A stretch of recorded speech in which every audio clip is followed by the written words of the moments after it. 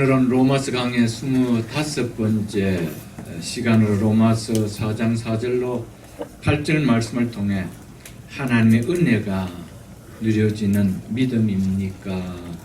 라는 제목으로 말씀을 전하며 오늘도 우리에게 주실 은혜를 함께 받고자 합니다. 사도 바울은 믿음으로 어렵다 함을 받는다는 이신칭의의 복음이 자신의 생각으로 전하는 것이 아니라 이 사실은 이미 구약에서부터 약속된 사실이라며 바울은 믿는 자의 조상인 아브라함을 들어서 증거했습니다. 이 내용에 대해서 우리는 지난 주일에 자세하게 살펴보았습니다. 오늘 본문은 앞절에 아브라함이 행위로서 어렵다 하심을 받았으면 자랑할 것이 있으려니와 하나님 앞에서는 없느니라. 왜냐하면 하나님이 아브라함을 믿음에 그것이 그에게 의로 여겨진 바 되었기 때문이라는 이 내용에 대해서 더 설명해 주고 있는 말씀이 오늘 본문의 내용입니다. 오늘 본문은 4절에 이렇게 시작되고 있습니다. 4절 같이 보겠습니다. 일하는 자에게는 그 삭이, 즉 그 품삯을 말합니다. 그 품삯이, 그 급여가 이 말입니다. 그 삭이 은혜로 여겨지지 아니하고 보수로, 즉 급여로 여겨지거니와 이렇게 말씀하고 있습니다.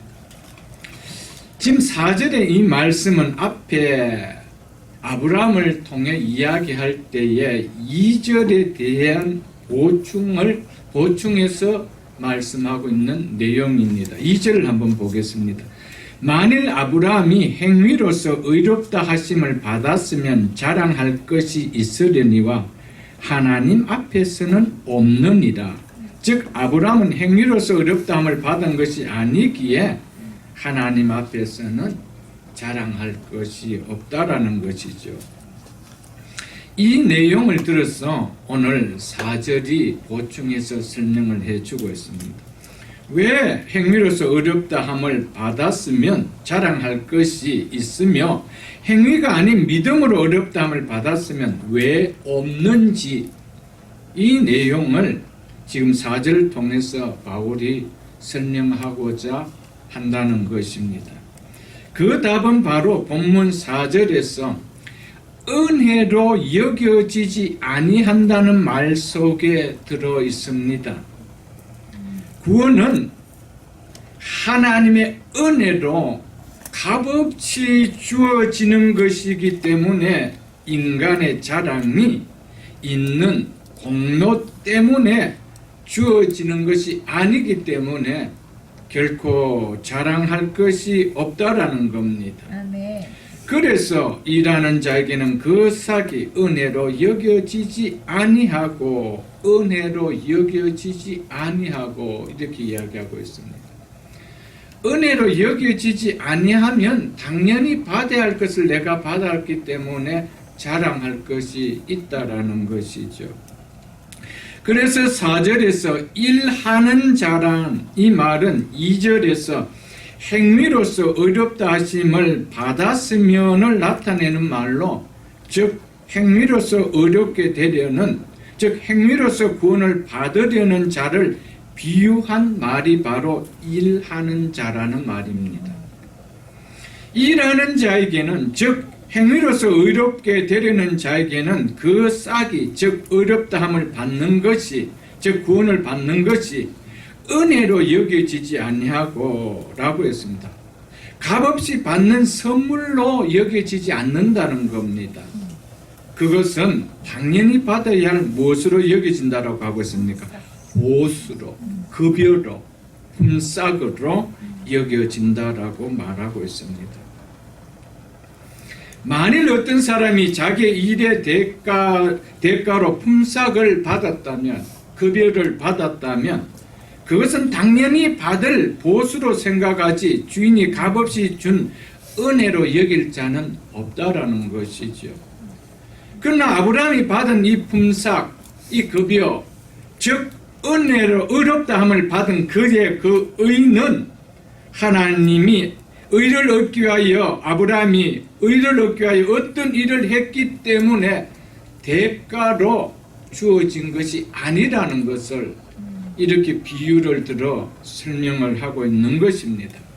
아무런 한 일이 아브라함이 없음에도 불구하고 단지 하나님이 행하신 일을 믿는 것밖에 없었는데 값없이 어렵다함을 주셨다는 것입니다. 값없이 품삯을 급여를 주셨다는 것이죠. 그것이 뭐라는 겁니까? 어렵다 여겨줬다는 표현이죠. 이것을 바울은 은혜라고 표현하고 있습니다. 은혜라고. 그래서 일하는 자에게는 그 싹이 은혜로 여겨지지 아니한다는 것이죠. 그렇기 때문에 예수를 믿으면서 은혜라는 이 말을 머리가 아닌 지식이 아닌 가슴으로 느껴지지 않으면 우리는 모든 일에 일같이 여겨집니다. 예배도 일같이 여겨집니다. 그래서 힘든 겁니다. 일은 항상 힘듭니다. 봉사와 섬김도 일로 여겨집니다. 그래서 힘듭니다. 그리고 거기에 대한 보상을 또한 은근히 기대합니다. 내가 이래 했으니까 하나님은 나에게 이렇게 해주겠지. 우리 가정에, 우리의 자식들에게 이런 기대를 갖고 있는 겁니다. 여러분, 은혜를 깨달으면 일이라는 생각이 우리에게 들어오지 않습니다.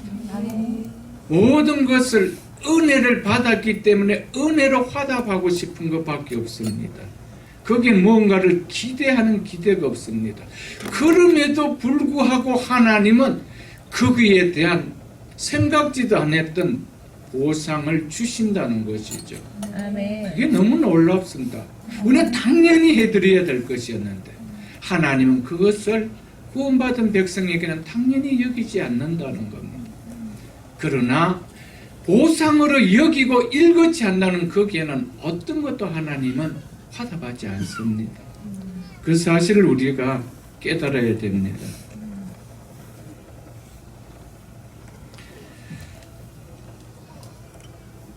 만일 구원이 인간의 행위에 의해서 주어진 것이라면 하나님은 우리 인간에게 주지 않으면 안 될 당연히 주어야 할 의무에 의해서 주어지는 것이 됩니다. 왜?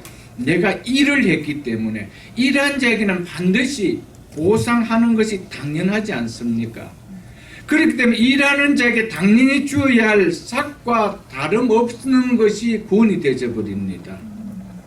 일을 하였음에도 의롭게 선하게 살았음에도 불구하고 하나님께서 거기에 합당한 어렵다함을 구원을 베풀지 않는다면 하나님은 불의한 자가 되어지죠. 그런데 하나님은 불의한 자가 절대 아니십니다. 그래서 우리에게 주시는 구원은 은혜로 주시는 것이지 너희가 무엇을 했기 때문에 주어지는 것이 아니라는 사실을 성경은 이야기합니다. 그래서 은혜라는 단어를 바울은 이야기하고 있습니다. 그래서 로마서를 피면 가장 많이 나오는 단어가 은혜라는 단어가 나옵니다.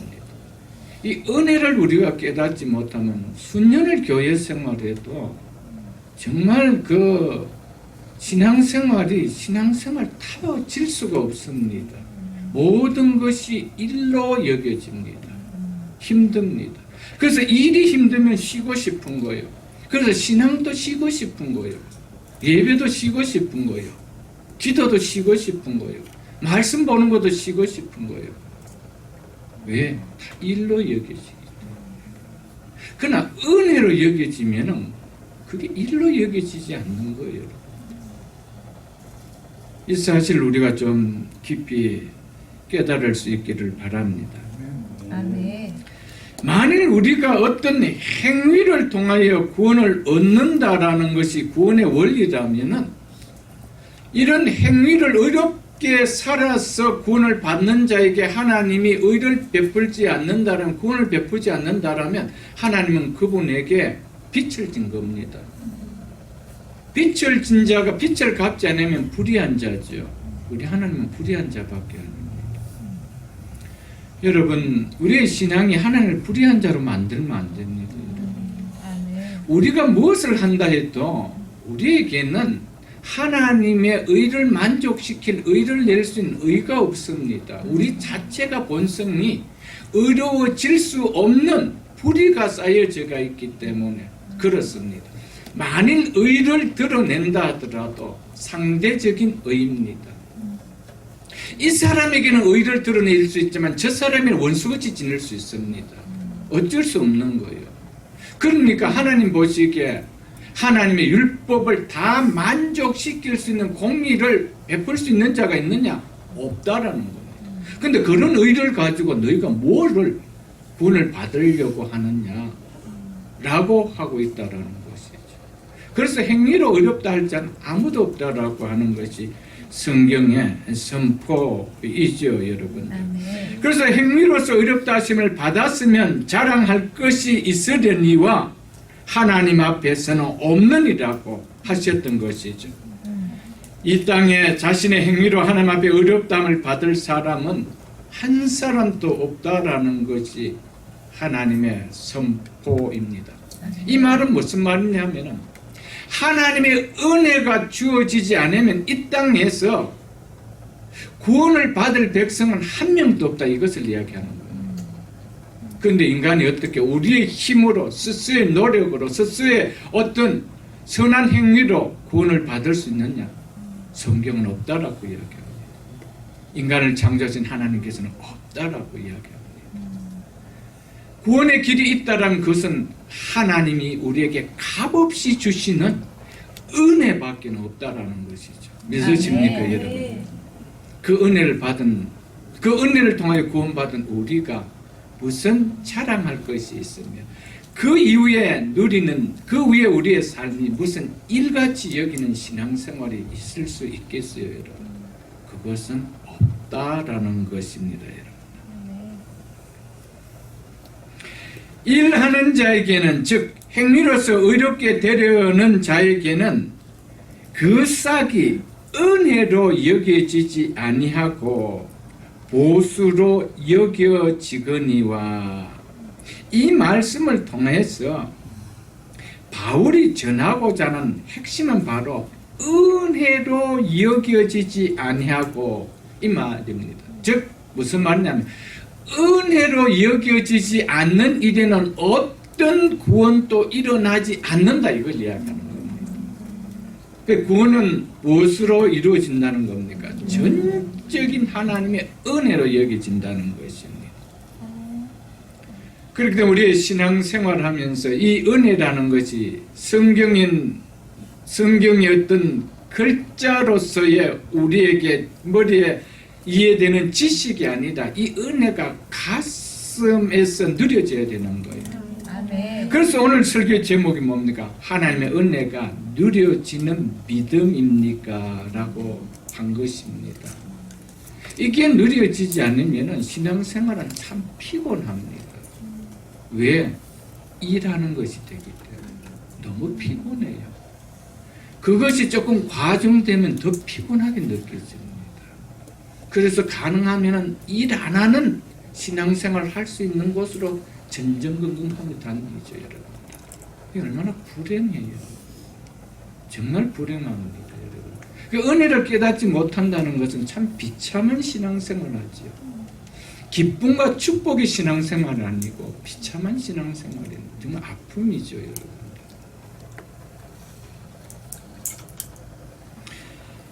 그래서 찬송가 310장에 보면은 하나님의 은혜로 이 쓸데없는 자 왜 구속하여 주신지 난 알 수 없도다. 왜 날 구속하여 주신지 난 알 수 없다라고 할까요? 나는 구원받을 어떤 공로도 의도 내게 없음에도 불구하고 내가 그것을 받았는 것을 내가 알기 때문에 그래서 하나님의 은혜 이걸 고백하는 거죠. 이 은혜를 통하여 구원받았다라고 하는 자가 은혜 찬송이 어떻게 자장가처럼 불러줄 수가 있어요. 내 눈에 눈시울이 적셔지는 이런 아니 찬송이 새 노래로 아니 불려줄 수가 있겠어요, 여러분.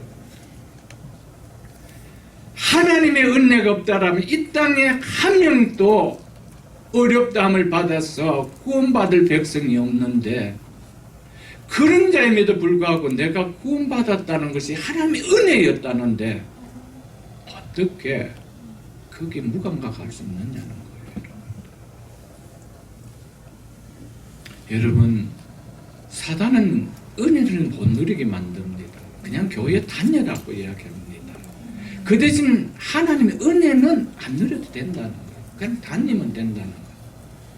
여러분, 하나님의 말씀을 따르고 교회 다니는 사람보다요, 사단의 말을 따르고 교회 다니는 사람 수가 더 많습니다. 교회 안에. 그러니까 하나님의 은혜를 모르지요. 거기에 대한 반응이 없지요. 그게 너무 가슴 아프지요. 목사가 가슴 아픈데 그 값없이 주신 은혜를 주신 하나님 가슴은 얼마나 찢어지게 아프겠어요, 여러분. 그 하나님의 마음을 조금이라도 헤아려 보셨어요.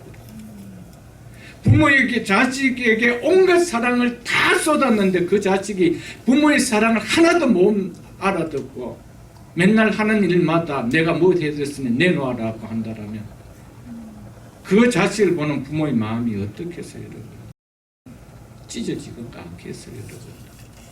그만 비교될 수 없는 것이 하나님이 우리에게 베풀어준 사랑이에요, 여러분. 그 하나님의 은혜가 누려지는 믿음입니까?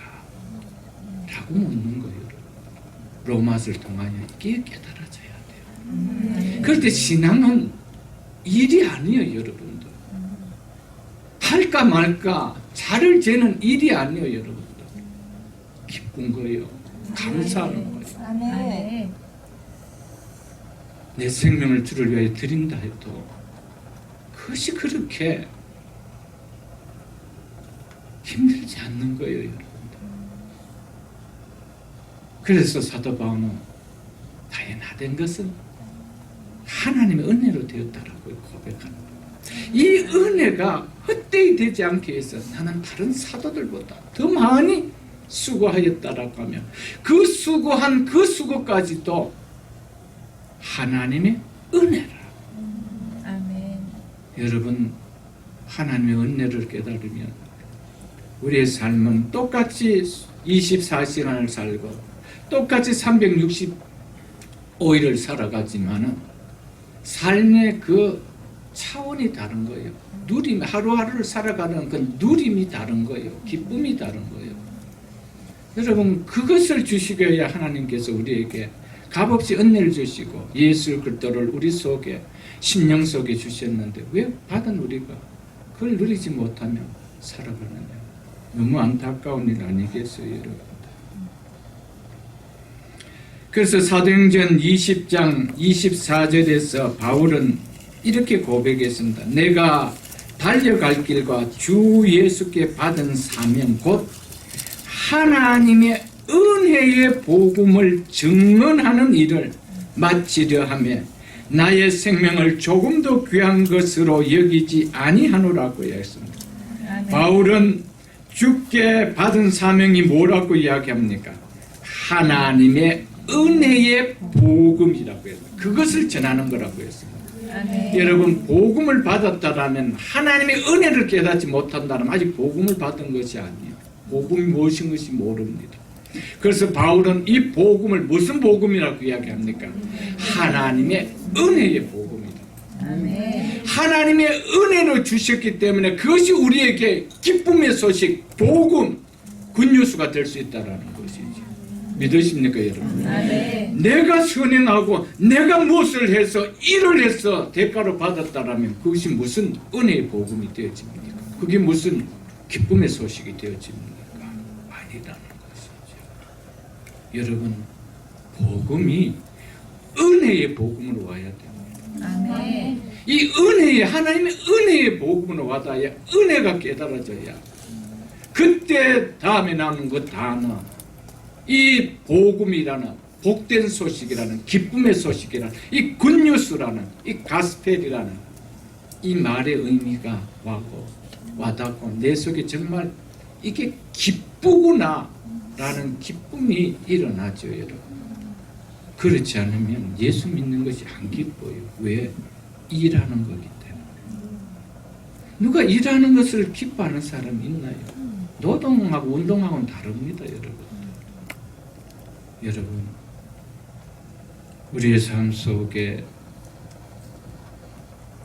하나님의 은혜가 이 머리가 아닌 이 머리로 깨달아지는 이 하나님의 은혜가 이 한 뼘, 이 가슴까지 내려와서 우리 남은 인생이 주를 섬기는 일이 기쁨이 될 수 있기를 주의 이름으로 축복합니다. 아멘. 갈라디아서 2장을 한번 펴보겠습니다. 갈라디아서 2장, 신약성경 304쪽입니다. 신약성경 304쪽. 갈라디아서 2장 21절을 제가 읽어드리겠습니다. 304쪽입니다. 내가 하나님의 은혜를 패하지 아니하노니, 즉 헛되게 하지 아니하노니 이 말이죠. 만일 의롭게 되는 것이 율법으로 말미암아, 즉 행위로 말미암음이면 그도께서 헛되이 죽으셨느니라. 아멘. 이 예수 그리스도께서 십자가에 죽으심을 뭐라고 이야기합니까? 그것이 바울은 하나님의 은혜라고 이야기합니다. 그래서 내가 그 하나님의 은혜, 예수 그리스도께서 헛되이 죽음이 되지 않게 하기 위하여 이렇게 이야기하고 있지요. 그래서 내가 하나님의 은혜를 헛되게 하지 아니하노니, 패하지 아니하노니 이렇게 이야기했던 것이었습니다. 사랑하는 성도 여러분, 우리가 행위로 구원을 받으려고 한다면 우리를 위하여 십자가에 죽어주신 하나님의 은혜, 값없이 주신 그 은혜가 헛되어 버리는 거예요. 그것이 폐해져 버리는 거예요. 나와는 아무런 관계가 없어져 버린다는 사실을 우리는 좀 기억해야 됩니다. 그래서 에베소서 1장 7절에도 우리는 그리스도 안에서 하나님의 은혜의 풍성함을 따라 그리스도의 피로 말미암아 속량 곧 죄사함을 받았느니라. 즉 의로워졌느니라 라고 이야기하고 있습니다. 무엇을 따라? 하나님의 은혜의 풍성함을 따라. 믿습니까? 우리가 어떻게 해서 어려워졌다라고요? 죄사함을 받고 어려워졌다라고 하고 있습니까? 하나님의 은혜 때문이라. 믿으십니까, 여러분? 한 곳 더 찾아보겠습니다. 디도서 3장을 한번 펴보겠습니다. 신약성경 350쪽입니다. 성경 신약성경 350쪽입니다. 디도서 3장 5절로 7절 말씀을 제가 읽어드리겠습니다. 우리를 구원하시되 우리가 행한 바 의로운 행위로 말미암지 아니하고 오직 그의 즉 하나님의 긍휼하심을 따라 즉 하나님의 은혜로 이 말입니다. 중생의 씻음과 성령의 새롭게 하심으로 하셨으니 즉 성령으로 씻어서 다시 태어나게 하시고 새롭게 하심으로 하셨다는 이 의미입니다. 무엇을 통하여? 하나님의 긍휼하심을 따라 즉 하나님의 은혜로, 우리의 행위가 아니라고 이야기하고 있습니다. 6절도 보겠습니다. 우리 구주 예수 그리스도로 말미암아 우리에게 성령을 풍성히 주사. 7절 보겠습니다. 우리도 하나님의 은혜를 힘입어 어렵다 하심을 얻어. 무엇을 힘입어서 어렵다 하심을 얻었대요? 하나님의 은혜를 힘입어. 믿습니까, 여러분? 전적 하나님의 은혜. 여러분, 우리의 공로, 우리의 행위를 힘입어가 아닙니다. 값없이 주신 하나님의 은혜를 힘입어. 그 다음 보십시오. 영생의 즉 영원한 생명의 소망을 따라 상속자가 되게 하심이라. 되게 하셨다는 말. 상속자는 말은 아버지로부터 모든 것을 물려받을 수 있는 아들이 됐다는 말입니다. 아버지께서 우리에게 주실, 하나님 아버지께서 우리에게 모든 것을 주실 예수 그리스도와 동일한 아들이 되었다. 이 말을 지금 하고 있습니다. 무엇을 통해요? 하나님의 은혜로. 아멘. 이런 은혜를 받은 우리가 어떻게 은혜 받은 이후의 삶이 일이 되어질 수 있는 거예요? 일이 되어지는 것이 아니에요. 은혜를 깨닫는다면 무엇을 주를 위하여 할까 하는 이 생각밖에 없습니다. 어떻게 하면 내 남은 인생에 조금이라도 이 은혜에 보답하는 삶을 조금이라도, 그래서 내가 무엇을 더 복을 누리기 위해서가 아니라 그냥 받은 은혜가 너무 귀해서 그 은혜에 보답하는 삶을 조금이라도 살다 갈 수 있을까? 이것이 우리의 삶의 고리 아니에요, 여러분. 일은 그렇게 못하는 겁니다. 일은 힘들어서 그렇게 못합니다. 한 것 더 볼게요. 히브리서 2장을 한번 보겠습니다. 354쪽입니다. 신약성경 354쪽. 히브리서 2장입니다. 2장 9절을 제가 읽어드리겠습니다. 오직 우리가 천사들보다 잠시 동안 못하게 하심을 입은 자, 이것은 누구를 가리키냐면은 5절로 8절에서 보면, 그 앞에 5절에서 8절을 보면 사람으로 오신 예수 그리스도를 가리킵니다. 죽음을 당하시는, 우리의 죄를 전가받아서 죽음을 당하시는 육신의 몸을 입고 오신 그 예수를 가리켜서 죽음이 없는 이 천사들보다 잠시 동안 못하게 하시면 이렇게 표현해 놓은 것입니다. 곧 죽음의 고난을 받으심으로 말미암아 영광과 존귀로 관을, 즉 면류관을 쓰신 예수를 보니, 여기서 면류관을 썼다는 것은 승리자, 왕이 되심을 나타내는 말입니다. 즉 예수의 죽음의 고난은 바로 죽음의 세력을 잡는 마귀를 도리어 멸하는 승리의 사건임을 나타내는 말을 이렇게 표현했습니다. 그 말씀을 그대로 보시다가 그 아래에 있는 14절로 15절을 제가 읽고 계속해서 9절 말씀을 보겠습니다. 14절로 15절 보겠습니다. 자녀들은 혈과 육에 속하 있으며, 하나님의 자녀들을 이야기합니다. 혈과 육에 속해 있으며 그도 또한, 예수 그리스도도 또한 같은 모양으로 혈과 육을 각 함께 지니심은 죽음을 통하여, 무슨 죽음을 통하여? 십자가의 죽음을 통하여 죽음의 세력을 잡은 자 곧 마귀를 멸하시며 또 죽기를 무서워함으로 한평생 매여 죽음의 마귀의 죄의 무슨 노릇하는 종노릇하는 모든 자들을 놓아주려, 즉 해방시키려 하심이니라고 이야기하고 있습니다. 예수님께서 죽음의 고난으로 말미암아 영광과 존귀로 관을 쓰셨다는 이 말은 바로 이 죽음의 권세를 잡은 사단을 멸하는 승리자임을 나타냈단 말이죠. 그래서 14절과 15절에 그렇게 표현했던 것입니다. 다시 아까 9절 중반절을 보겠습니다. 이를 예수 그리스도께서 죽음의 고난을, 이 말이죠.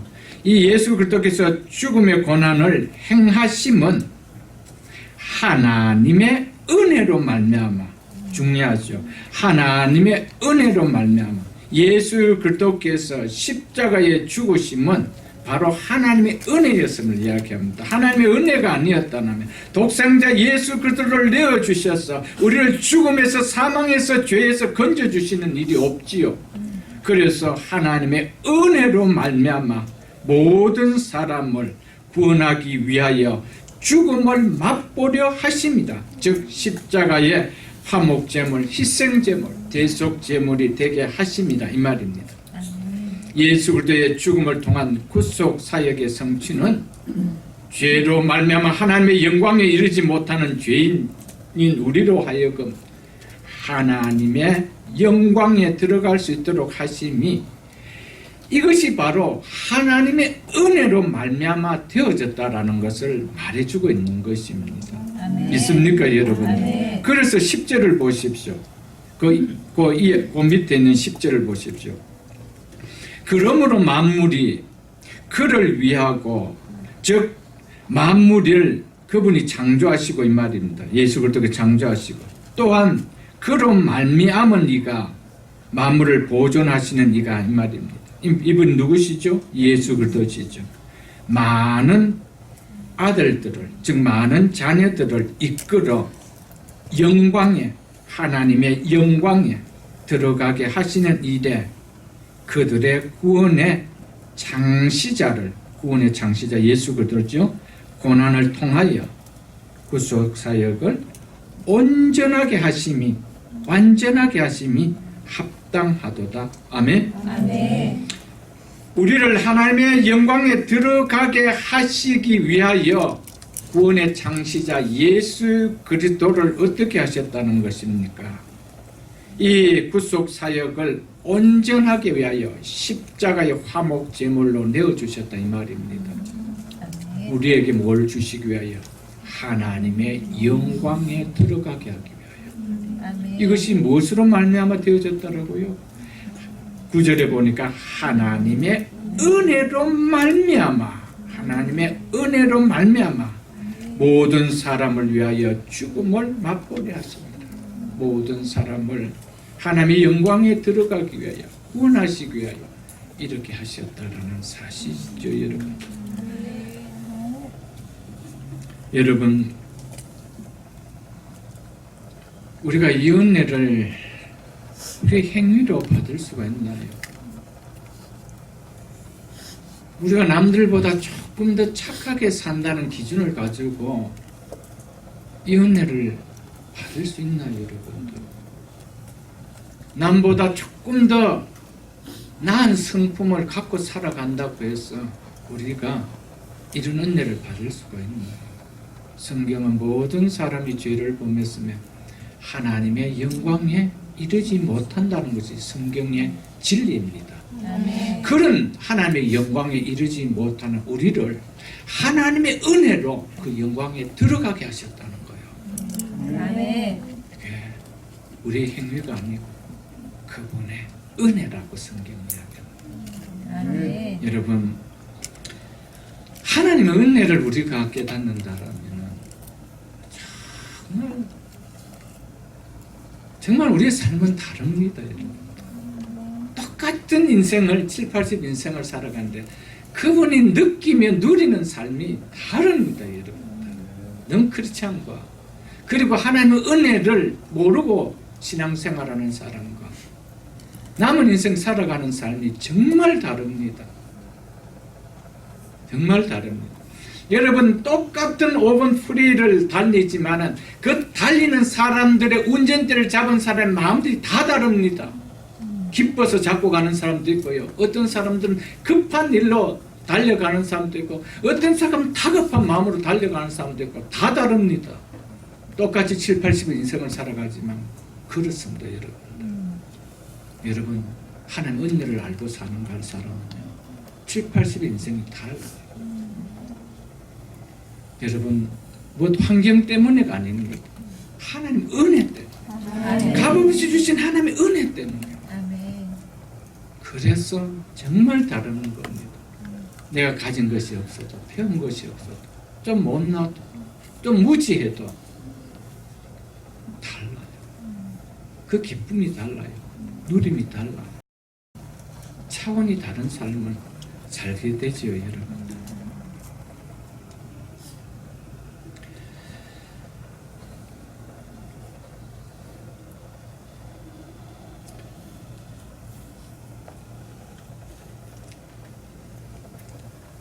로마서를 시작하면서 제가 첫 시간에 로마서가 담고 있는 내용 중에 가장 핵심인 내용은 죄인인 인간이 어떻게 하나님 앞에서 어려워질 수 있는가, 이 물음 앞에 그 방법을 제시하고 그것을 답변하는 내용이 로마서가 담고 있는 가장 핵심 내용이라고 말씀을 드렸습니다. 죄인인 인간이 어떻게 하나님 앞에 어려워질 수 있는가, 그 방법의 제시가 바로 인간의 의가 아닌 인간의 행위가 아닌 하나님의 은혜라는 것이 로마서가 이야기하는 내용입니다. 아멘. 은혜로만이 이것이 가능하다는 겁니다. 그리고 그것을 답변하는 것이 바로 오늘 하나님의 은혜에, 오직 하나님의 은혜에 완전한 믿음으로, 긴가민가 믿음이 아닙니다. 아브라함이 완전하게 믿었던 그 믿음과 같은 완전한 믿음으로 반응하는 것이라고 얘기했습니다. 아멘. 하나님의 은혜로 이루어질 수 있는데 그 주신 은혜에 믿음으로 반응하는 거죠. 이 길밖에는 없다.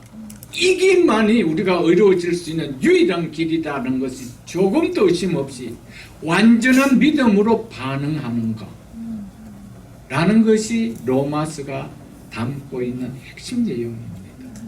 그것을 우리가 지금 수시간에 걸쳐서 지금 진행하고 있는 거 아닙니까, 여러분?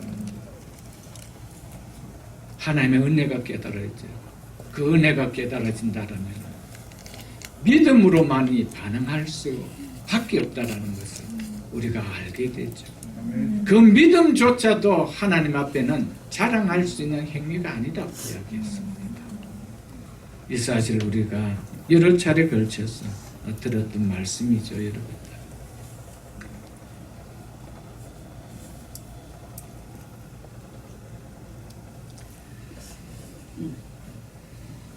이 놀라운 기독교의 복음의 진수인 하나님의 은혜에 대해서 그리스도인이라고 한다라면 하나님의 은혜가 머리가 아닌 심령에서 터치되는, 그래서 그 은혜가 나를 감동케 하는 기쁨과 감격과 감사가 물밀듯이 용솟아 올라와야 됩니다.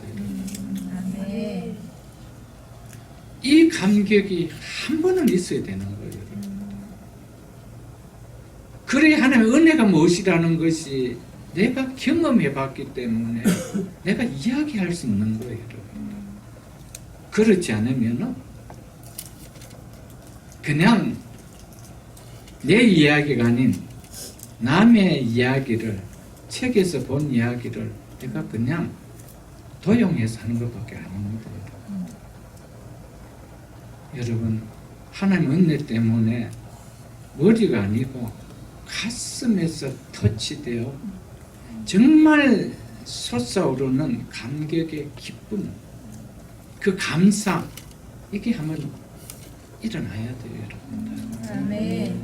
그런데 그리스도인이라고 하는데도 순년의 하나님의 은혜의 복음을 듣고도 이런 감사가, 이런 감격이 한 번도 일어나지 않는 그냥 신앙생활이라면은 여러분 정말 끝까지 완주할 수 있을까 사실 걱정됩니다. 왜냐하면 환경 앞에서 얼마든지 요동칠 수가 있기 때문입니다. 굳건하게 붙들어지는 견고하게 뿌리 내린 것이 아무것도 없는 거예요, 여러분들. 그럼 환경 앞에 넘어질 수 있죠. 그게 너무 가슴 아프죠. 그래서 우리가 교회 다니면서 보지 않습니까? 몇 년 전까지 열심히 같이 교회를 다녔는데 헤어지고 나서 만나보니까 나 요즘 교회 안 다니는 사람들 수없이 보잖아요. 왜 그렇습니까? 하나님 은혜를 모르고 교회를 다녔기 때문에 그래요. 이야기하면 다 하나님 은혜 이야기하죠. 그러나 내가 누려진 감격에 쏜 은혜와 삶은 한 번도 없었던 거예요. 여러분, 이거는 두고 하나님께 기도해야 되는 거예요. 사모하는 영혼을 만족해 하시고 아멘. 믿습니까, 여러분? 아멘. 골로새서 1장을 한번 펴보겠습니다. 골로새서 1장 6절 324쪽입니다. 신약성경 324쪽. 그래서 바울은 이렇게 이야기하고 있습니다. 골로새서 1장 6절을 제가 읽어드리겠습니다. 이 복음이 이미 너희에게 이르매 너희가 그 복음을 듣고 참으로 하나님의 은혜를 깨달은 날로부터, 하나님의 은혜를 어떻게 깨달은 날로부터요? 참으로 깨달은 날로부터. 믿습니까? 이게 시작입니다. 이게 참 그리스도인의 시작입니다. 여기서 출발되어집니다. 이것이 있었던 사람에게는 넘어지지 않습니다. 혹 넘어진다 하더라도 오뚜기처럼 다시 이 은혜가 다시 기억나고 이 은혜가 다시 내 뇌리를 스치기 때문에 내 심령을 터치하기 때문에 일어설 수가 있는 거예요. 그렇지 않으면 못 일어서는 거예요. 하나님의 은혜, 하나님의 은혜. 근데 바울은 하나님의 은혜를 어떻게 깨달은 날로부터 참으로 깨달은 날로부터 아멘. 너희 중에서 즉 너희 가운데서와 같이 또한 온 천하에서도 열매를 맺어 자라는도다. 그러니까 골로새 교회 성도는 참으로 은혜를 깨달았기 때문에 너희 중에서 뭐가 있었다는 겁니까? 신앙의 자람이 있었다는 거예요. 자람의 열매들이 삶에서 나타났다는 거예요. 여러분, 은혜가 우리에게 굉장히 중요합니다. 은혜를 우리는 그냥 지식이 아니에요. 정말 로마서 8장까지 관통하면서 이 은혜가 정말 우리 속에 정말 밀물처럼 밀려와야 됩니다. 아멘. 그럴 때 우리의 삶 속에 이제는 신앙생활하는 것이 일이 아니에요, 여러분. 바울은 한 번도 일같이 주를 위해서 일한 적이 없습니다. 너무나 당연하기 때문에. 그렇기 때문에 그가 40에 하나 감하는 매를 맞으면서도 파선하는 위험을 무릅쓰면서도 그 은혜의 복음을 전하면 안 되겠다고 해서 전했던 거지. 그가 일로 생각했다면 어떻게 그 일을 감당할 수 있었겠어요? 은혜를 깨닫는 자는 동일합니다. 왜냐하면 하나님께서 부어주신 은혜는 똑같기 때문입니다. 아멘. 믿으십니까, 여러분들? 아멘. 그래서 여러분들 5절을 보겠습니다. 그래서 5절을 보겠습니다.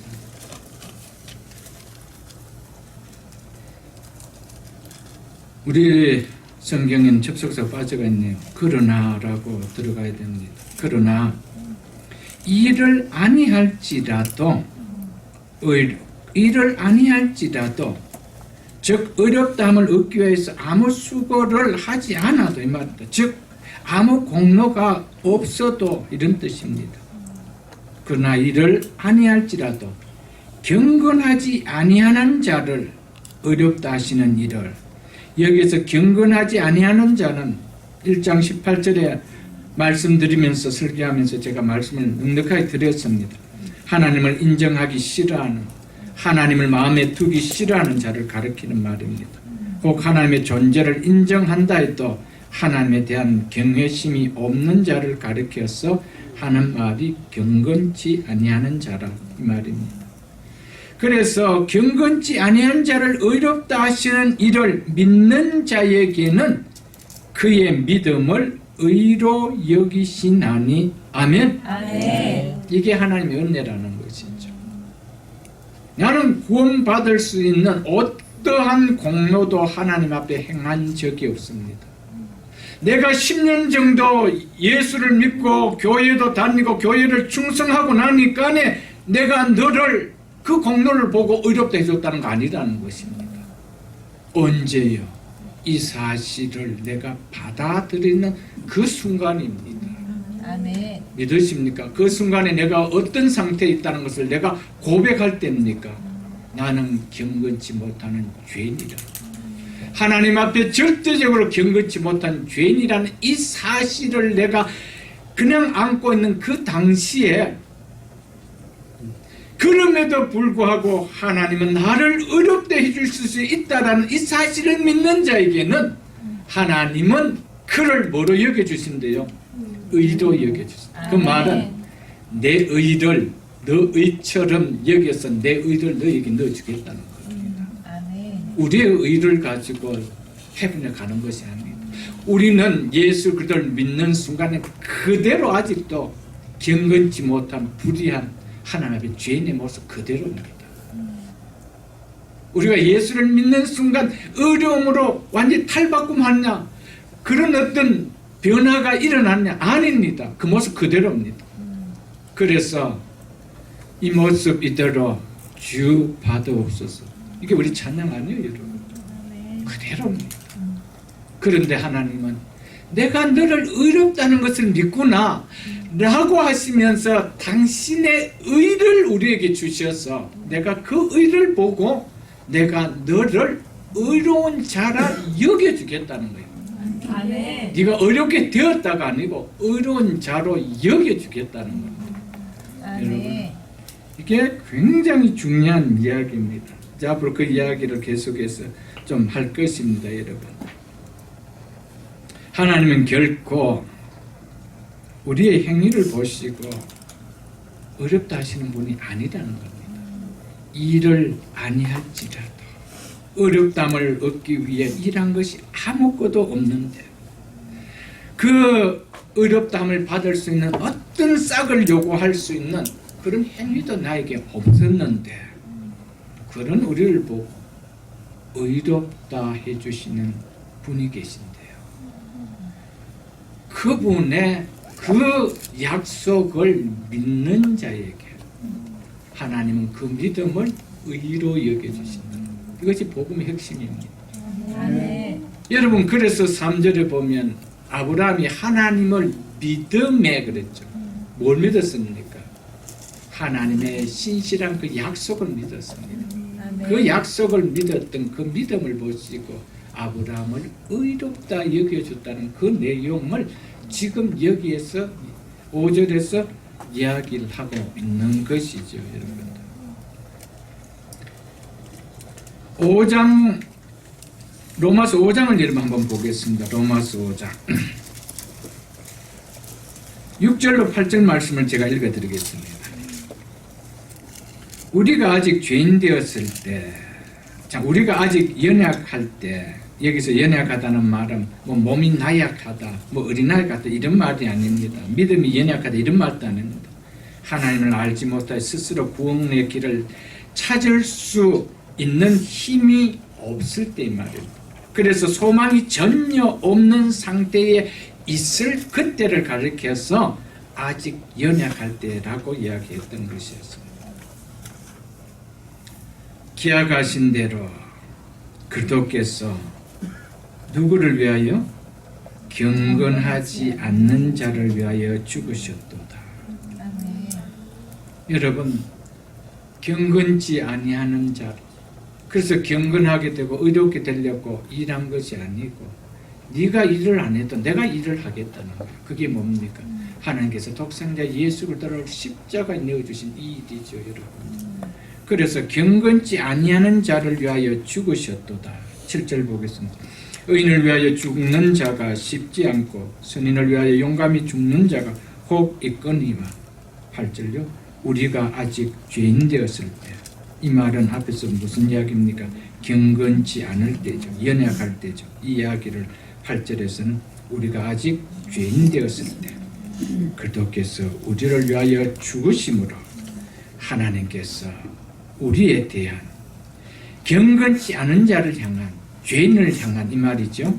자기의 사랑을 확증하셨느니라. 아멘. 그러면 이제 우리가 그리스도의 피로 말미암아 의롭다 하심을 받았으니 더 그로 말미암아 하나님의 진노하심에서 즉 하나님의 심판에서 구원을 받을 것이니 즉 구원받을 것은 더 확실하니 이런 말입니다. 여러분, 예수 그리스도께서 누구를 위하여 죽으셨대요? 경건치 않은 자를 위하여. 그리고 9절 8절에 누구를 위하여 죽으셨대요? 죄인들을 위하여 죽으셨다. 의롭지 못하는 자를 위하여 의롭다라고서 일하신 분은 하나님 한 분이 하셨습니다. 오늘 한 것이 아무것도 없습니다. 그런데 이 하나님 하신 일을 다 팽개쳐버리고 어렵지 못한 우리, 이 죄성을 가진 이 의를 가진 이 죄의 본성을 가진 이 의를 가지고 뭐 의를 이루어 보겠다고 하니까 얼마나 어색했어요. 그렇게 할 수 있다면 하나님은 값어치가 아니고 값을 요구하면 그렇게 해서 네가 구원을 이루라고 했을 것입니다. 그렇게 의로울 자가 있대 없대요. 율법의 행위로는 의로울 자가 한 명도 없더라고요. 이게 성경의 선판이에요, 여러분. 이게 진리입니다, 여러분. 아멘. 그런 우리를 위하여, 우리를 어렵다 하시기 위하여 하나님께서 하나밖에 없는 독생자 예수 그리스도를 십자가에 내어주신 것이요.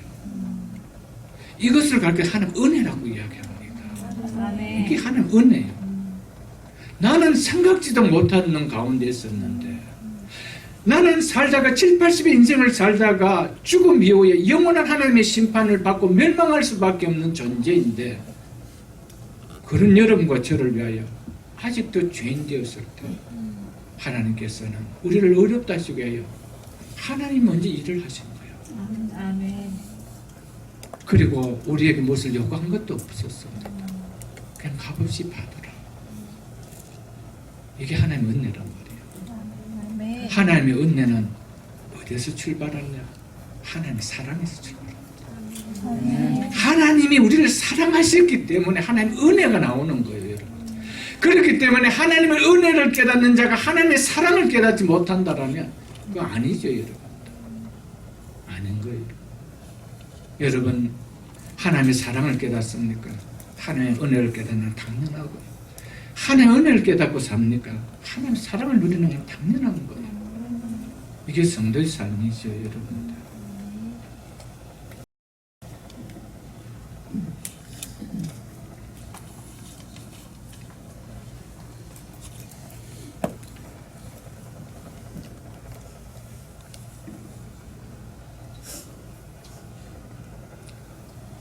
사랑하는 성도 여러분, 일을 아니할지라도 경건하지 아니한 자를 어렵다 하시는 이를 믿는 자에게 그의 믿음을 의로 여기시나니. 여러분, 우리 인생에게 죄로 말미암아 7, 80의 이 땅의 삶을 살고 이 다음에 한 번 죽는 것은 사람에게 정하신 것이요 그 후에는 하나님의 심판이 있다라는 이런 절대적인 이런 인생에게 내가 아무 일을 하지 않아도 내가 너를 의롭다 해주시는 하나님이 있다라는 이것만큼 우리에게 굿뉴스가 있어요, 여러분들. 이거보다 기쁨의 소식이 있습니까? 그래서 이것을 복음이라고 이야기합니다. 아멘. 여러분, 그걸 복음이 여기고 일을 아니할지라도 경건치 아니한 자를 의롭다 하신 이를 믿는 자에게 그 믿음을 의로 여기신다는 이 말씀이 내 가슴을 쳐야 되는 거예요. 아멘. 나는 주를 위하여 한 것이 아무것도 없다. 내 살은 인생만큼 하나님을 떠나 살았고 하나님과 원수되었고 살았고 하나님과 역경했던 인생을 살았던 나를 의롭다 해주시기 위하여 독생자 예수 그리스도를 내어주셨다는 그 사실 앞에 어떻게 가슴이 안에 찡해질 수가 있는 신앙생활이 가능해질 수 있어요.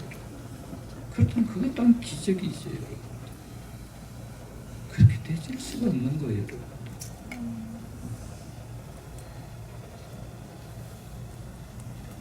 성경이 말하는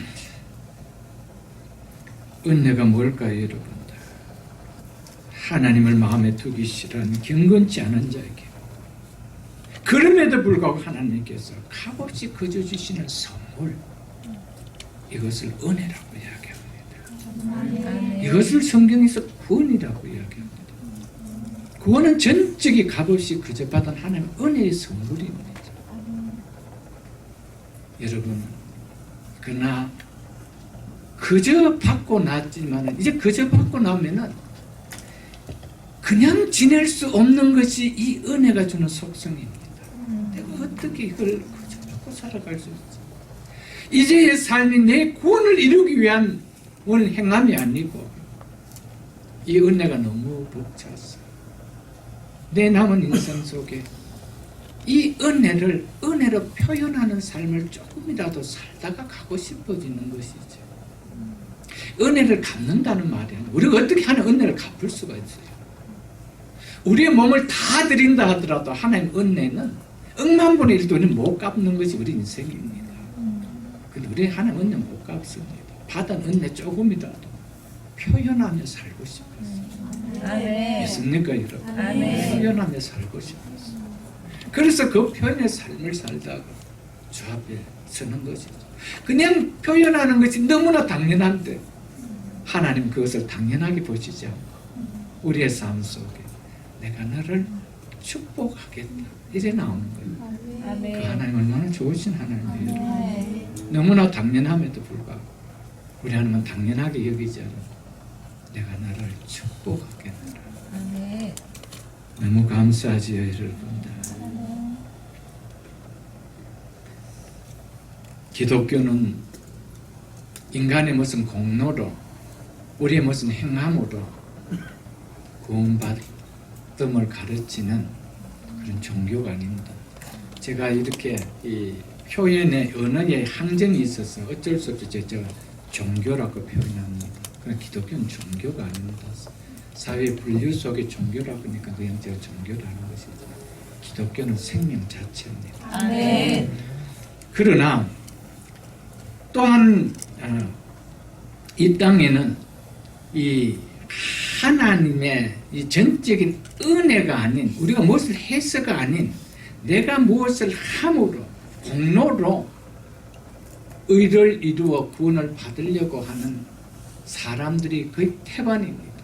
그리고 그런 종교가 전부입니다. 그래서 모든 사람의 생각 속에 뭐가 있습니까? 아, 착하게 살아 이 다음에 좋은 곳으로 가지, 이런 생각이 꽉 들어가 있는 거예요. 그 착하다라는 그 기준도 없습니다. 그냥 옆집에 저 갑순이보다 내가 조금은 더 착하게 살면 되겠지, 이런 기준밖에 없습니다. 기준도 없습니다. 착함의 기준도 없습니다. 그냥 사람들이 일반적으로 생각하는 착함, 이걸 기준을 갖고 있죠. 여러분, 이렇게 생각하면 된다. 그런 가르침은요, 똑같이 구원이 필요합니다. 그래서 다 물에 빠져가 있습니다. 물에 빠진 자는 다 구원이 필요합니다.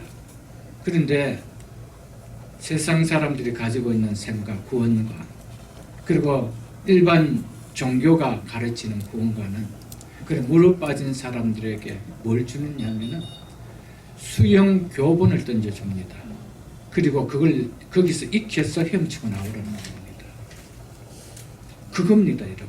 그런데 그것을 배워서 헤엄칠 힘이 내게 없는데, 그런데도 교본을 던져주고 그거 네가 하면은 받을 수 있다는 거예요. 맞지요. 교본대로 하면 될 수 있죠. 답이 되어집니다. 그러나 그 배울 힘이 내게 없는데, 그래서 헤엄치고 나올 살 힘이 내게 없는데, 그런데 세상의 종교와 사람들은 죄인임에도 불구하고 스스로 어려워질 수 없는데도 불구하고 어려워서 구원받을 수 있다고 가르칩니다. 죽이는 거죠.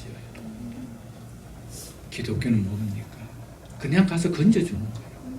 아멘. 수영 교본 던져주는 것이 아니라 그냥 가서 건져주는 거예요. 아멘. 그걸 은혜라고 이야기합니다. 아멘. 은혜라고 이야기합니다. 확연하게 다릅니다. 그렇기 때문에 기독교를 독선이라고 이야기하죠. 왜? 기독교만 그렇게 가르치니까.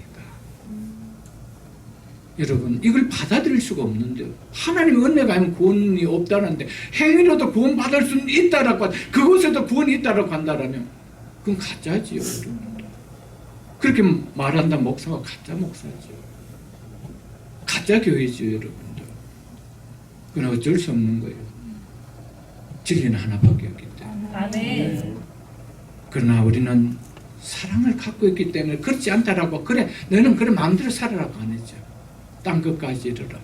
그들에게 이 복음이 진짜라고 가르치는 삶을 살아가는 거 아니겠어요, 여러분들? 그런데 더 안타까운 것은 신앙생활을 하고 있고 교회 생활을 하고 있음에도 불구하고 믿음으로, 온전한 믿음으로 구원이 아니고 공로를 보태는 구원을 받으려고 하는 사람들이 교회 안에 의외로 많다는 사실입니다. 그래서 이 부분에 대해서 팀 켈러 목사님이 하셨던 내용을 제가 잠깐 인용을 하겠습니다. 오늘 밤 당신이 죽어서 하나님 앞에 선다고 가정해 봅시다. 만약 하나님이 왜 너를 내가 천국에 들여보내야 하지라고 물으신다라면 당신은 뭐라고 대답하겠습니까? 라는 물음에 각자가 이 시간 한번 대답해 보십시오. 내가 무엇 때문에 나는 하나님께서 나를 천국에 들어 보내줘야 된다라고 이야기할 수 있습니까? 근데 놀랍게도 교회 출석하는 대다수가 이런 세 가지의 답을 했다는 겁니다. 첫 번째, 왜냐하면 나는 좋은 그리스도인이 되기 위하여 최선을 다하기 때문에 나를 천국에 들어 보내줘야 된다는 거예요. 내가 좋은 그리스도인이 되기 위하여 뭐를 다했대요? 최선을 다했다. 이것은 교회 아니지만 행위로 구원받는 자의 전형적인 모습입니다. 이런 자에게는 하나님은 놓습니다. 놓습니다. 꼭 기억하십시오, 여러분들. 좋은 그리스도인이 되기 위해서 최선을 다했다. 그것이 좋은 그리스도인이 되는 것이 천국에 들어가는 것을 내가 생각하고 있는 것이 된다라면 그것은 행위 구원이라는 것이죠. 하나님은 나는 모르겠다는 겁니다. 꼭 기억하십시오. 하나님의 받은 은혜 때문에 좋은 그리스도인이 되려고 하십시오. 아멘. 이거와 천국에 들어가기 위해 좋은 그리스도인이 되는 것은 하늘과 땅의 차이입니다. 여러분. 이 사실을 우리는 깨달아야 됩니다. 두 번째는 왜 내가 너를 천국에 들여보내야 되지 하는 이 무릎에 두 번째로, 왜냐하면 나는 하나님을 믿었고 그분의 뜻을 행하기 위하여 노력하였기 때문입니다 라고 이야기했습니다. 뭐 때문에 하나님을 믿었대요?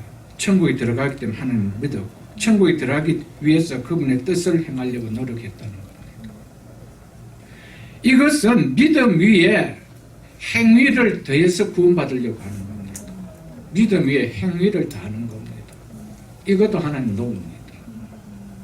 여러분, 우리는 어떤 것도 더할 것 하나도 없습니다. 전적인 하나님 은혜밖에 아닙니다. 그 은혜에 그 다음에 뭡니까? 내 삶을 그냥 드러내는 거예요. 그래서 하나도 자랑할 것이 없는 거예요. 일이 되면 다 자랑이 됩니다. 우리 속에 일을 다 뺄 수 있기를 주여 축복합니다. 아멘. 그리고 세 번째로 답한 사람은 이렇게 답했습니다. 왜냐하면 나는 내 마음을 다해서 하나님을 믿었기 때문입니다. 내 마음을 다해서 하나님을 믿었기 때문에. 이 하나님을 믿는 그 마음을 다한 믿음이 뭐라는 겁니까? 공로라는 거죠. 그 행위라는 겁니다. 내가 마음을 다해서 하나님을 믿었지 않습니까? 그거 하나님 나 못 보십니까? 이거였다는 것이죠. 이거 행위 구원입니다. 믿음까지도 행위라는 것이죠. 사랑하는 성도 여러분들, 하나님의 받은 은혜 때문에 마음과 힘과 내 생명을 다해서 주의 주시는 은혜에 보답하는 삶이 되어야 됩니다. 아멘. 천국에 가기 위해서 내 마음을 다해서 하나님 믿는다. 이 행위입니다.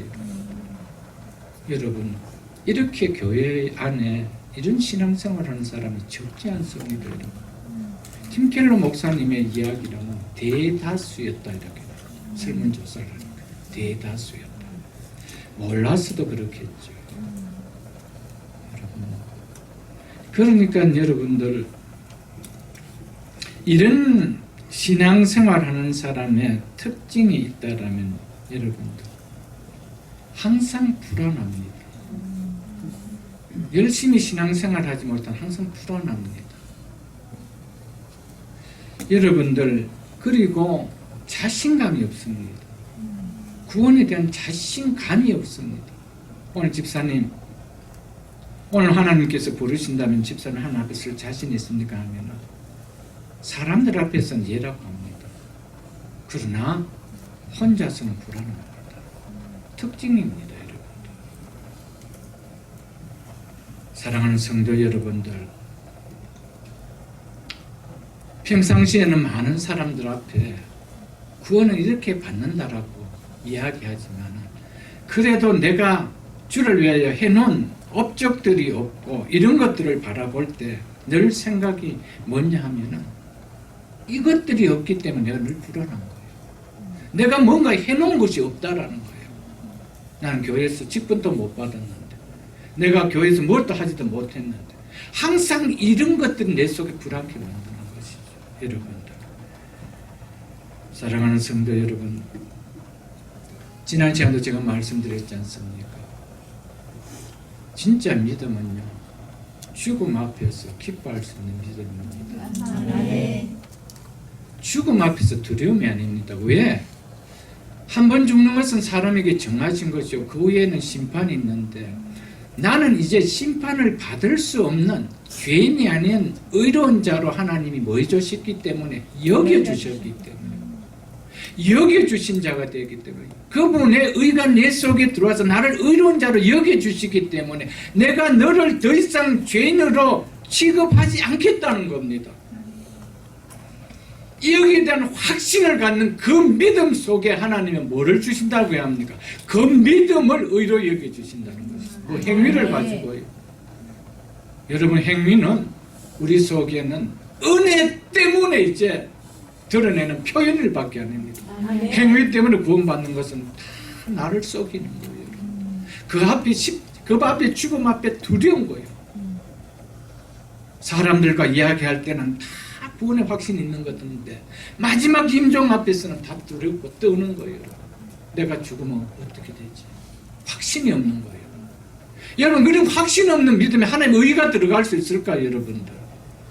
여러분들, 아브라함이 확신 없는 의에 그 믿음 주신 거 아니었습니다. 하나님은 마지막 아브라함의 그 확신의 의를 확인을 하잖아요. 어디에서? 모리아산에서 하지 않습니까? 내가 언약의 자손을 반드시 줄 것이다. 그 언약의 자손 후손을 통하여 구원자를 보내서 너희를 구원할 거라는 이 확실한 언약을 믿었지 않습니까? 그 하나님을 믿었으면 그가 하나님 그를 의로 여겼다라고 했어요. 그래서 마지막에 하나님께서 그걸 테스트하는 거예요. 사랑하는 아들 이삭을 내라는 그 테스트가 아니었습니다. 정말 이 아들을 통하여 후사를 준다는 그것을 네가 믿느냐 내가 보겠다는 거예요. 내어놓는다 하더라도 하나님은 반드시 이 후사를 통하여 주신다고 약속했기 때문에 이 후사를 죽인다 할지라도 하나님은 살리셔서 다시 후사를 낸다는 이 믿음을 아브라함 뭐 했다는 거예요? 믿었다는 거예요. 아멘. 그렇기 때문에 하나님은 의로 여기셨던 그 믿음을 확인할 때 그는 조금도 주저하지 않고 이삭을 낼 수가 있었던 것이죠. 오늘 우리 보고 돈 내라는 말이 아니에요. 그 설교는, 그 본문은. 네 자식 내놔라는 말이 아닙니다. 여러분. 네가 죽음 앞에 이런 믿음의 확신을 갖고 있느냐는 것이죠. 아멘. 여러분, 이게 있어야 돼요. 이게 없으면 하나님 의가 우리에게 오는 의가 아닙니다. 여러분들 속지 마십시오. 그러니까 뭡니까? 내가 교회를 열심히 안 생기니까 항상 공로를 따지는 거예요. 공로를 따지는 거예요. 하나님의 은혜가 임하면은 그래 하는 것이 당연하게 여겨지는 거예요. 그래 은혜가 안 여겨지니까 이제 무엇을 가지고 자꾸 훈장을 달고 하나님 앞에 서고 싶어 합니까? 했는 걸 가지고. 그러니까 이것도 한 것도 저것도 한 거 아무것도 한 거 없는. 여러분, 그런 믿음 가지면 안 돼요, 여러분. 그래서 교회 안에서 지옥행을 달리는 티켓을 갖고 있는 자가 얼마나 많다는 건지 모른다는 것이죠. 그것은 제 이야기 아니고 로이드 존스 목사님 이야기입니다. 제가 빌려서 인용해서 하는 이야기입니다. 공감하는 이야기죠. 여러분. 하나님의 은혜를 안다는 내가 무엇을 해는 없는 자꾸 행위를 생각할 수가 없는 거예요. 우리를 언제 구원해 주셨습니까? 가장 죄인 되었을 때. 아멘. 그때 이 길을 외에는 내가 구원 없다는 것이 내가 확신이 믿는 그 믿음을 하나님 뭐를 보신다고요? 의로 보신다. 아멘. 의로 보신다. 아멘. 와, 이것이 얼마나 놀랍고 놀라운 축복인지 여러분들 모르는 것이죠. 여러분. 6절과 이제 8절을 보고 8절을 보겠습니다. 6절에서 8절의 말씀은 다윗이 고백한 고백인데 이것은 4절에서 5절에서 한 논증을 뒷받침하고 있는 내용입니다. 먼저 6절에 이렇게 이야기하고 있습니다. 일을 한 것이 없이, 즉 행위와 아무런 상관없이, 이 말이죠. 하나님께 의로 여기심을 받은 사람의 복에 대하여 다윗의 말한 바, 그 복에 대해서 다윗이 이렇게 말했다는 그 말씀을 인용해서 이렇게 이제 이야기하고 한다라는 것이죠.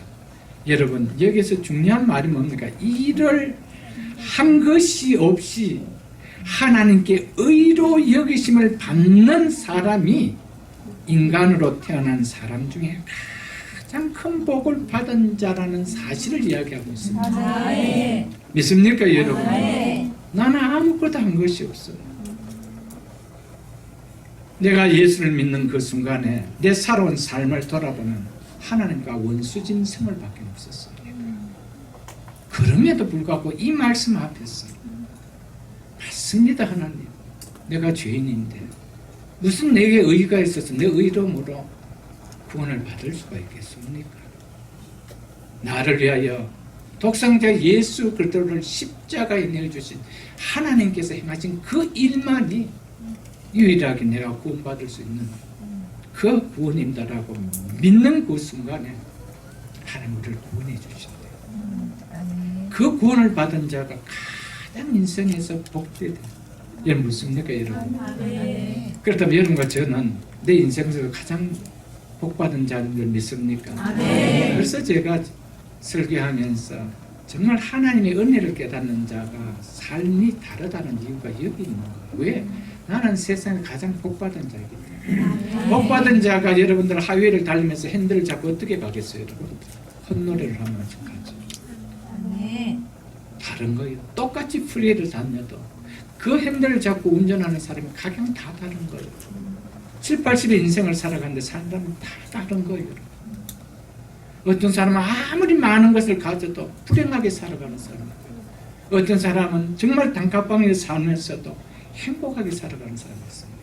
왜? 내가 복받은 자라는 것을 깨닫기 때문이죠.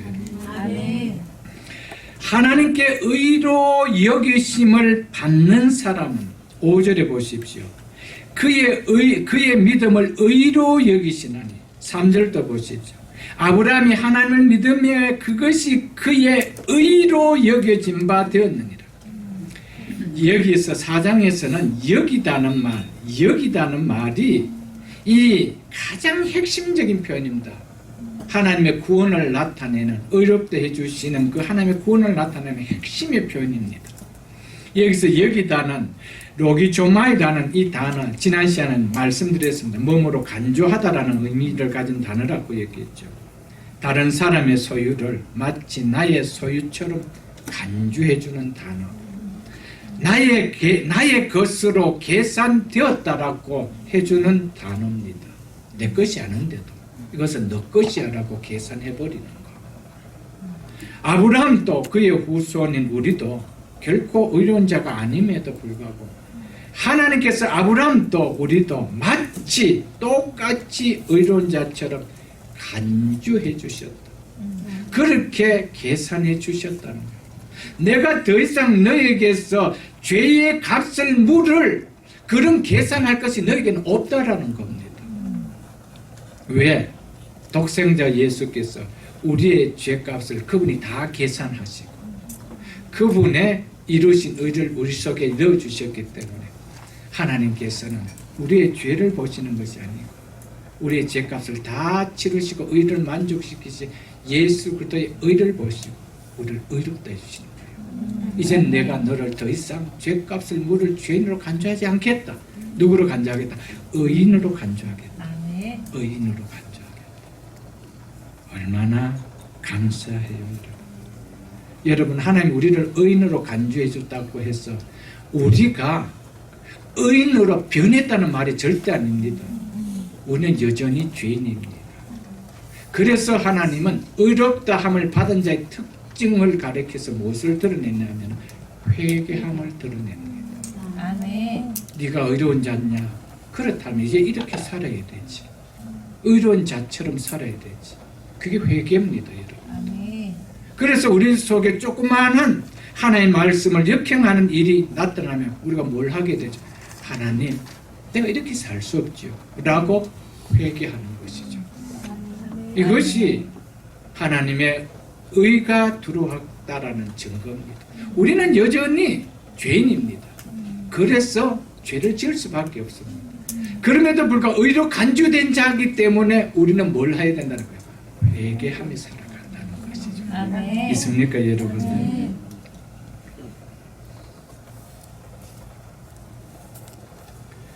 사랑하는 성도 여러분, 나는 한 것이 아무것도 없는데 그 일은 하나님께서 다 해주시고 나에게는 피 한 방울 요구하지 아니하시고 나에게는 어떤 의도 요구하지 아니하시고 네가 가장 죄인 되었을 그때에 믿기만 하면 그 믿음을 내가 의로 여겨준다라는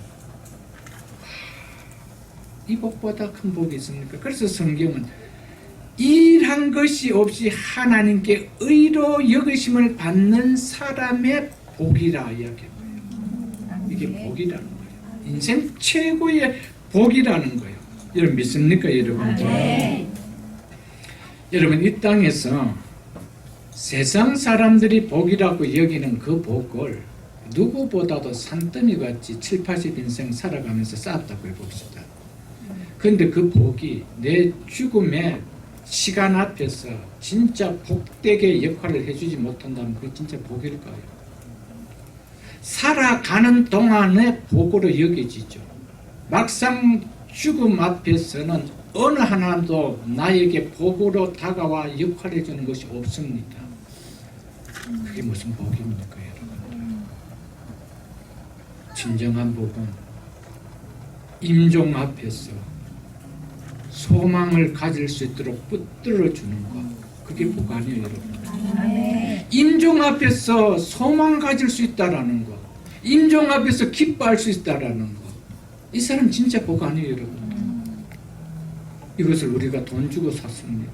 공부해서 얻었습니까? 값없이. 일을 아니할지라도.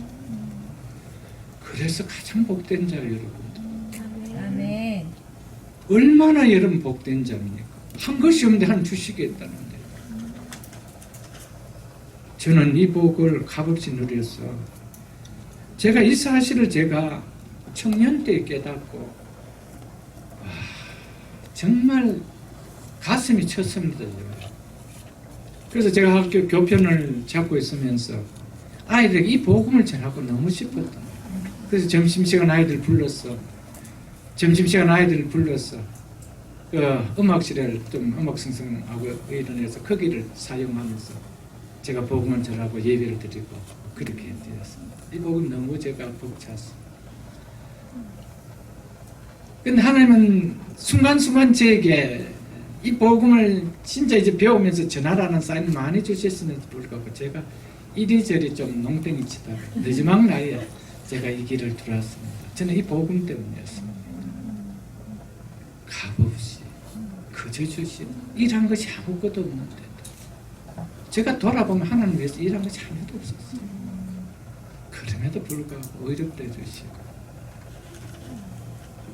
하나님 자녀 삼아주시고 영원한 나라의 권속으로 세워주신 것 생각하면 아니 벅찰 수 없지요, 여러분. 사랑하는 성도 여러분, 하나님의 은혜를 통하여 영원한 생명을 누려 죽음 앞에서도 기뻐하고 소망을 가질 수 있는 자보다 복된 자가 없다는 사실을 깨닫고요.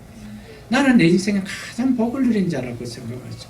아직 이 복을 온전하게 누리지 못하는 우리 교우 가운데 있다라면 이 복을 온전히 붙드는 축복의 시간 될 수 있기를 주의 이름으로 축복합니다. 아멘.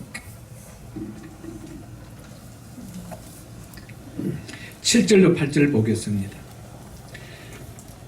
불법이 사함을 받고 죄가 가려짐을 받는 사람은 복이 있고 8절로 주께서 그 죄를 인정하지 아니하실 사람은, 여기서 인정하지라는 이 단어는 앞에서 봤던 여기다라는 로기조마이와 똑같은 단어입니다.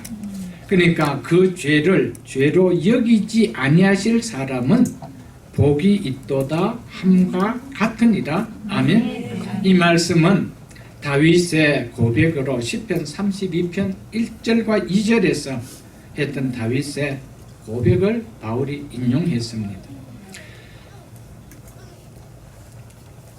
이것은 구약 백성들 역시 하나님의 은혜로 죄사함을 받는 의롭다함을 얻었음을 보여주며 동시에 죄를 추궁당하지도 않고 죄를 용서받아 하나님 앞에서 해방된 자의 복이 무엇인지를 말해주고 있는 말입니다. 그래서 6절에서 이런 것이 없이 하나님께 의로 여기심을 받은 사람의 복에 대하여 다윗이 말씀하신 바라고 하면서 이 바울이 시편 32편의 다윗의 고백을 인용한 것은 바로 이런 의미에서 했다라는 것이죠. 그리고 오늘 여기 7절에서 이 불법이라는 말은 율법, 즉 말씀을 어긴 행위를 가리킵니다.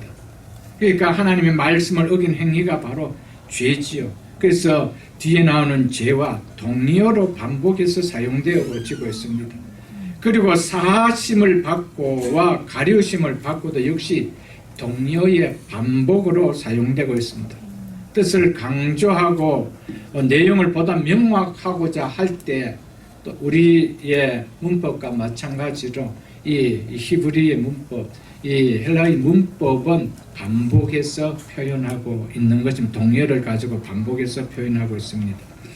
불법이 사함을 받고 죄가 가려짐을 받은 사람과 8절에서 주께서 그 죄를 인정하지, 즉 죄를 죄로 여기지 아니하실 사람은 어떤 사람을 이야기할까요? 6절에서 말했던 일한 것이 없이 하나님께 의로 여기심을 받은 사람을 이렇게 이야기하고 있습니다. 아멘. 나는 일한 것이 없는데 죄가 가림을 받았대요. 죄를 죄로 여겨주지 않는데요. 나를 죄인으로 여겨주지 않는데 나는 너에게 더 이상 죄를 물을 것이 없대요. 이걸 이야기하고 있습니다. 하나님이 우리를 의로 여겨주셨다는 것은 뭐를 이야기합니까? 네 죄가 다 사함을 받았다, 그걸 이야기하는 거예요. 아멘. 사함을 받지 않고 의로워졌다고 해줄 수가 없는 거예요. 왜?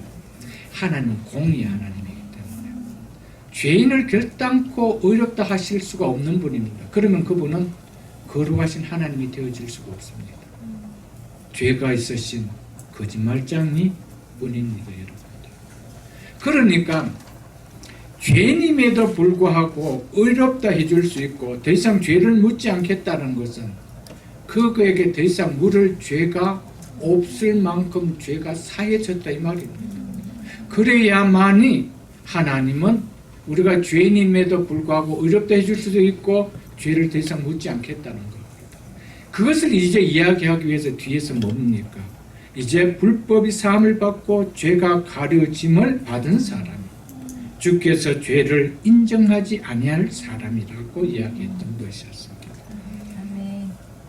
이를 위하여 하나님의 은혜 가운데 독생자 예수 그리스도를 통해서 죄의 값을 받아야 할 여러분과 저의 죄값을 누가 대신 십자가에서 다 받게 주셨습니까? 독생자 예수 그리스도에게.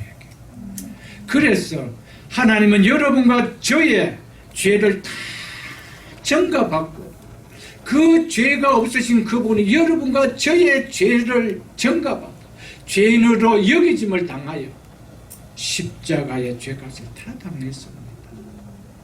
그것을 보고 친히 의로운 자가 죄값을 다 당하신 그것을 보고 이제 그 행위가 의롭다는 것이죠.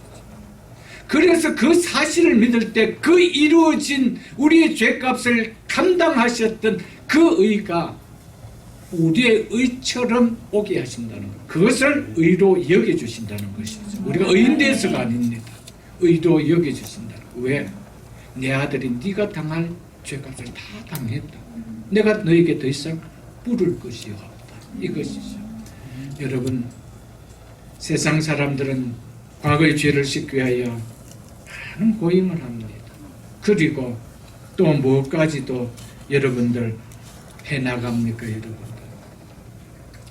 내가 이렇게 살아서 이렇게 사람들에게 살면은 뭐 한다라고 여겨집니까? 조금이라도 그것을 내가 조금 갚는 은혜가 되지 않겠는가, 그렇게 여기면서 산다라는 것이죠, 여러분. 여러분 같은 뭐 교회라고 여길 수가 있는 분들이 많은데 참 그렇지 않습니다, 여러분. 왜냐하면 이 카톨릭은 이 구원관이 우리하고 너무 다릅니다. 하나님이 있는데 구원을 받는 이 구원관의 신학이 너무 달라요, 여러분들. 이 카톨릭에서는 성화를 칭의의 한 측면에 포함시킵니다. 하나 예수 그리스도께서 우리에게 행해 주신 그 의가 완전하지 않고 우리가 착하게 선하게 사는 그 삶이 거기에 애드가 되어야 됩니다. 그것이 합쳐져야 뭐라는 겁니까?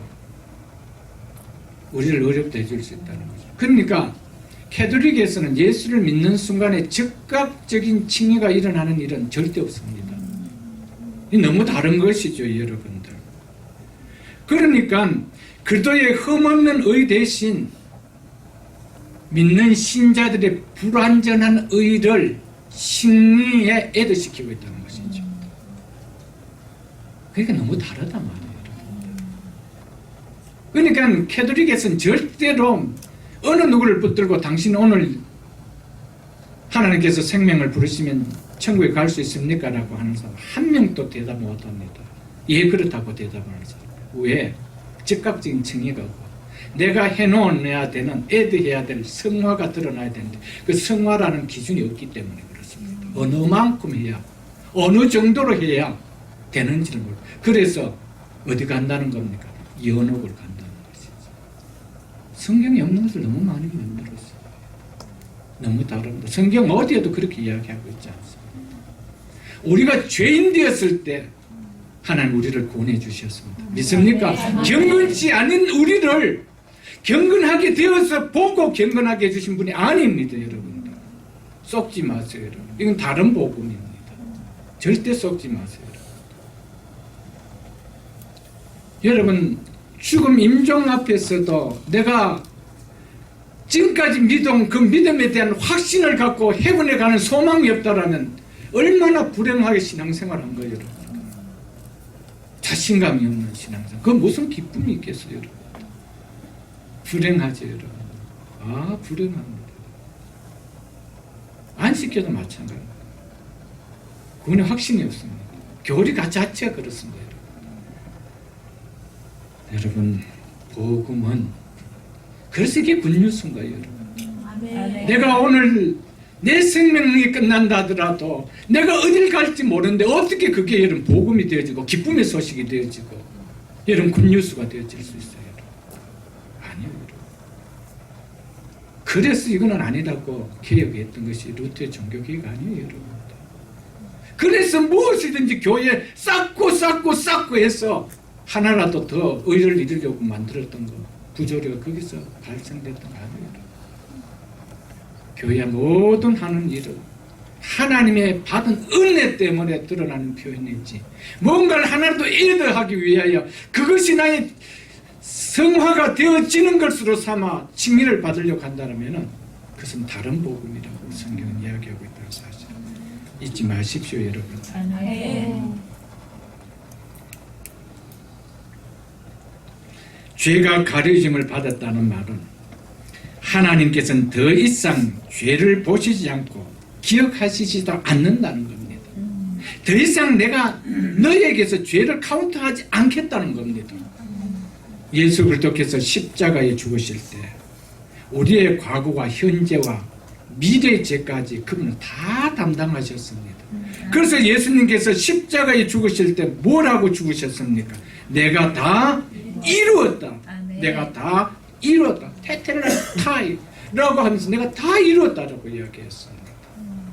우리는 하나님께서 우리에게 더 죄의 값을 물을 것입니다. 왜? 내 독생자 예수 그리스도가 너희가 받아야 될 그 죄의 값을 다 담당하고 이루었다는 겁니다. 믿습니까, 여러분? 아멘. 이제 우리에게 이제 그 은혜를 통하여 그 의를 통하여 우리의 죄값을 물으지 않는다는 이 사실을 깨닫는 삶 속에 우리가 무엇이 있느냐 하면 회개가 일어난다는 것이죠. 왜? 우리는 의로운 자로 바뀌어진 것이 아닙니다. 이것은 언제 바뀌어집니까? 우리가 이 땅의 생명을 마치는 날에 우리는 영원한 완전한 영생의 몸을 가지고 영생의 우리 영혼을 가지고 해본에 가기 전까지는 우리는 이 육신의 몸을 갖고 있기 때문에 여전히 죄를 질 수밖에 없습니다. 그렇기 때문에 우리는 뭘 해야 된다는 거예요? 회개를 해야 된다. 아멘. 정말 하나님의 예수 그리스도께서 우리의 현재, 과거, 현재, 미래 모든 죄까지 사해 주신 걸 내가 확실히 믿는다라면 그 믿는 자에게 나오는 고백이 뭡니까? 하나님, 내가 이런 죄를 지었습니다. 주님께서 이 죄를 다 십자가에 담당하지 않았습니까? 내 죄를 하나님 앞에 용서를 구합니다. 용서해 주시고 기도가 나옵니다. 이게 회개입니다, 여러분. 이것이 없다라면 하나님 은혜가 무엇인지 모르고, 이것을 모른다라면 정말 우리가 어떻게 어렵게 되었고 우리에게 어려움이 이루어졌다는 이 사건이 무엇인지 우리는 전혀 깨달을 수가 없게 되어지는 것이죠, 여러분. 한 곳만 성경을 보고 마치겠습니다. 고린도후서 5장을 보겠습니다. 고린도후서 5장 291쪽입니다. 신약성경 291쪽. 고린도후서 5장입니다. 19절로 보겠습니다.